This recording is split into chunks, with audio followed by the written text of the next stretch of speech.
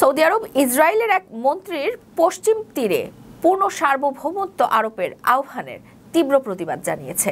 Saudi পররাষ্ট্র মন্ত্রণালয় এই দাবি আন্তর্জাতিক আইনের স্পষ্ট লঙ্ঘন হিসেবে উল্লেখ করে ফিলিস্তিনি ভূখণ্ডে নতুন বসতি স্থাপন বা সম্প্রসারণকে সম্পূর্ণ অগ্রহণযোগ্য ঘোষণা করেছে।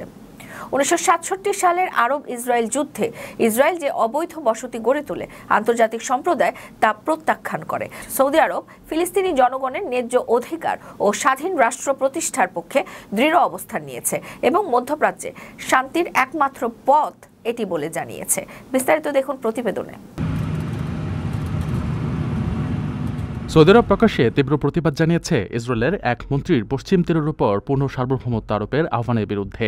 সৌদি পররাষ্ট্র মন্ত্রণালয়ের এক বিবৃতিতে এই ধরনের দাবি আন্তর্জাতিক আইনের স্পষ্ট লঙ্ঘন হিসেবে উল্লেখ করা হয়েছে।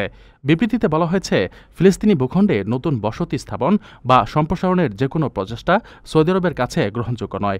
এছাড়া আন্তর্জাতিক প্রস্তাবনা ও আইনের প্রতি সম্মান প্রদর্শনের জন্য ইসরায়েলের প্রতি পুনরায় আহ্বান জানানো হয়েছে।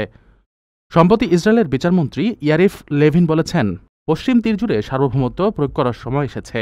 এ বক্তব্যের জন্য সৌদি আরব কঠোর প্রতিবাদ জানিয়েছে। 1967 সালের আরব ইসরায়েল যুদ্ধে ইসরায়েলের পশ্চিম তীর ও পূর্ব জেরুজালেম দখল করে নেয় এবং পরবর্তীতে সেখানে অবৈধ বসতি গড়ে তোলে। আন্তর্জাতিক সম্প্রদায় এই বসতিগুলোকে অবৈধ বলে বিবেচনা করে। সৌদি আরব ফিলিস্তিন জনগণের ন্যায্য অধিকার ও স্বাধীন ফিলিস্তিনি রাষ্ট্র প্রতিষ্ঠার পক্ষে দৃঢ় সমর্থন ব্যক্ত করেছে। এটাই হবে মধ্যপ্রাচ্যের শান্তির একমুখী পথ, বলেছে সৌদি আরব। প্রিয় প্রবাসী, আপনার নিরাপদ ভবিষ্যতের জন্য অর্ধেক দামে আজই ফ্ল্যাট বুকিং করুন। ঢাকায় প্রবাসী সিটি দিচ্ছে সীমিত সময়ের স্পেশাল অফার। জমিও ফ্ল্যাট একসাথে। যোগাযোগ করুন স্ক্রিনে দেওয়া নাম্বারে।